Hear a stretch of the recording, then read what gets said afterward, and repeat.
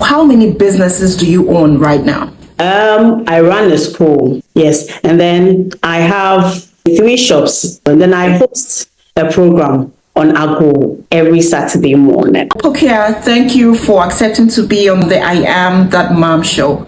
So we are talking about starting a business as a mom. Now, before I even start with the questions, how many businesses do you own right now? Hello to your listeners, hello to your viewers. Once you get here, you have to share the link. Like the page, let everyone get to know about this show. It's a good show. I've learned a lot. I was watching the other videos, and I must say I've learned a lot. You're doing well, Ijewa. Keep it up. Thank you. You're doing well. Thank you. Okay, so I run a school. Yes, and then I have 3 shops that I'm running. Yes. So 2 are hardware, and then the other one household items as well. And then I host a program on Agro every Saturday morning. That is that's incredible. I don't know how you do this, but how does that come? Does it ever come between your family? Does it take or pull away too much time from raising your children and being a wife to your husband? Does it sometimes clash? Are there times where you experience that kind of clash?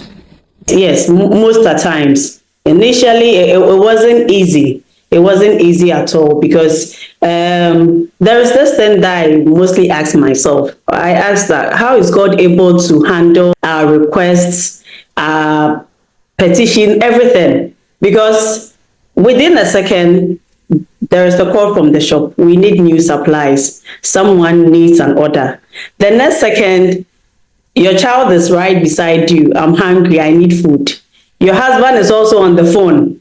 I'm calling. Why are you not picking up? Why are you cutting my calls? And then you get to the school entrance. Even before I enter, my staff members will just meet me with complaints, meet me with issues. Yes. It's difficult, but I always say it's the strength from God.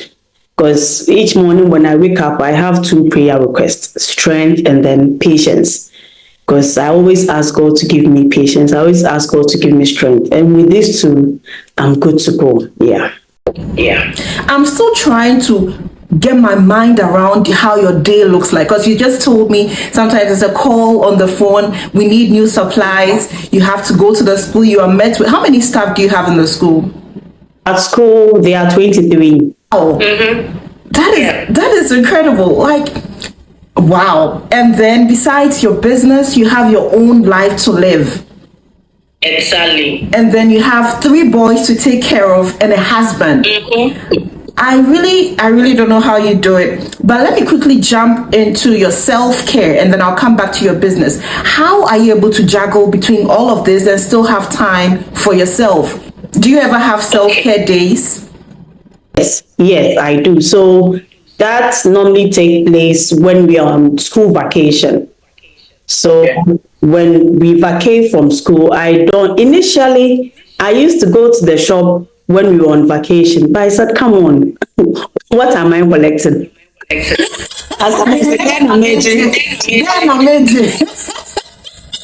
The day you're just there, you're working. And it got to a point, honestly, I had 2 shop guys. They messed me up. Simple, yes. They messed me up. So I was like, why would I wake up at dawn, at night, doing all these? And then within a twinkle of an eye, someone would just take all the money and they would enjoy. I need to put the structures in place so that at least I can also have time for myself. So I delegate. Yes. So at school, initially, I didn't have a lot of stuff, but I realized I had to bring in more stuff so that I delegate. Everyone gets something to do. At the shop too, I do the same over there. I'm taking stock, I'm monitoring their steps. Once in a while, then I pass through. So when we're on vacation, I just arrange my day. So I'll just say in a week, I'll go to the shop like twice or 3 times, and then I'll stay home maybe once or maybe a day, and then just run myself. It's just something that was so real and so funny. Yeah, Jane, what are we collecting now? Since you know we are really not collecting anything, what inspires you? Why are you always on the run? What makes you wake up at dawn to do the things that you do? Why don't you decide, okay, forget it? I mean, let me just relax and just be a mom. That's it. What inspires you to do the things that you do? I would say I got the passion from my mom. So my mom is a single parent. She was the one that raised us, and the way this woman, she always wants to do men stuff. Always working.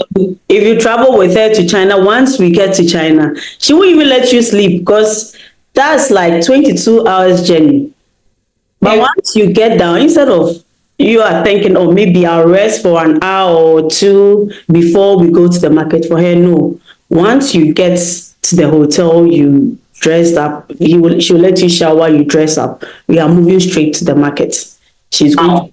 She's going to get her things. So that's think like a lady, act like a man sort of thing. She pushed it into me. So right after uni, I had this passion that I would want to be a working mom. I wouldn't want to push all my what's it called?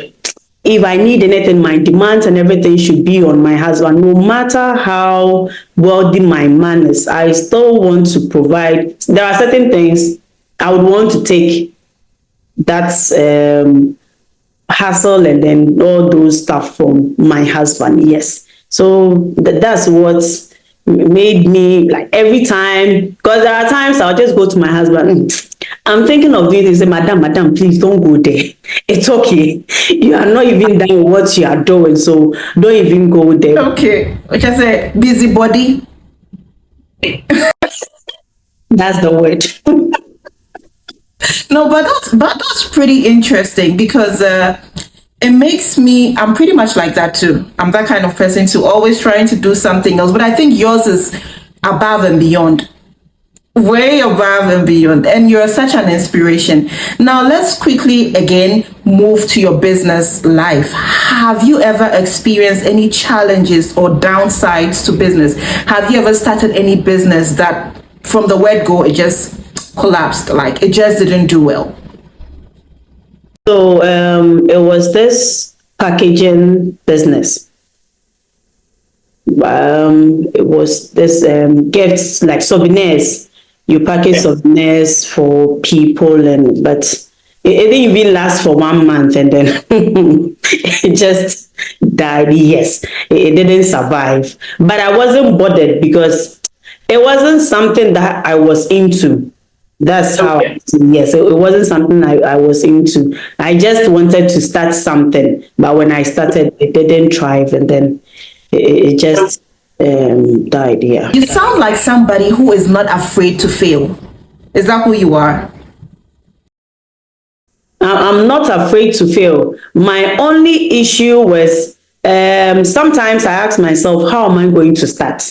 Initially, I had this issue of why don't I be behind someone? Someone should start. And then I would be behind that person. Why should I be at the forefront? No, I want to be behind someone. But as time went by, I realized no, I would rather have to be the leader for someone to follow me. And the narrative changed. Yeah. Wow. Now, for a mom who is trying to start a business, a mom who wants to be independent, a mom who wants to make something out of her life, as a businesswoman, as a career woman, as a mother, what is the best business to start with?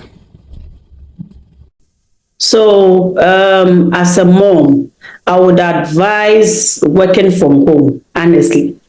And of late, there are a lot of jobs that are paying whilst you are working from home.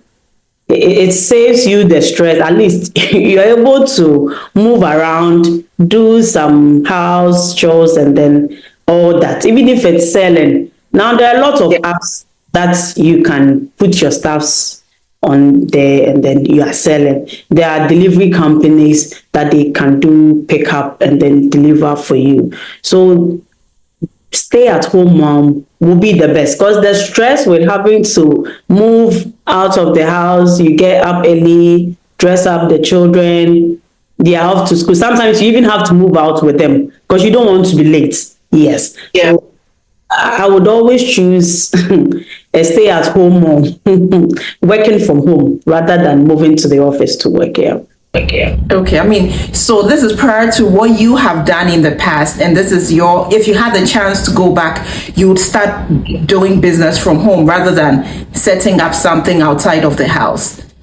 I see. How do you think your children see you right now? Do they get the best of you? Do you think they get the best of you, or are there days where you have mom guilt? You feel like I'm not being there enough for these boys? So there was a time my firstborn, Elikem, they asked him to write an essay. And I think when he wrote the essay, there was a part that he wrote that my mom is a busy woman. So in my mind, I was thinking he wanted to write businesswoman, and then he made the mistake and wrote busy woman. So I called him and I asked him, why did you write my mom is a busy woman? You're able to write correctly. My dad is an engineer, but when it got to me, you've written busy woman. It was like, but you're always busy. You don't stay home. you are always busy. You're always busy. You don't stay home. That's how come I wrote here, busy woman. So most of the times I have that guilt because they will ask you, send us for swimming, but I don't have that time to send them. Yes, there are times they just even want to be in your arms, cuddle them, talk to them, but I'm just busy. I don't even have that time to sit down for you to even lie on my lap for us to have a conversation. Yes, so most of the times I'm having that challenge. Yeah. Okay, so how do you think, or how do you improve on that? Going forward, I know you might have thought of, what you can do to make things better, but also I know the sacrifices you're making right now. They might not see it, but you're making a lot of sacrifices. So my question is, in the future, how do you plan on rectifying all of this? I started. I didn't have to wait for the future. I started. So what I did was I mostly use the reminder and the alarm very much on my phone. I use it a lot. So sometimes after dinner, I'll just take them out, we go for a walk, and then we come back. So that's what we are doing. Wow, I have really enjoyed this interview. Thank you so much for coming on the show, and I enjoyed this session with you. Thank you, AJ.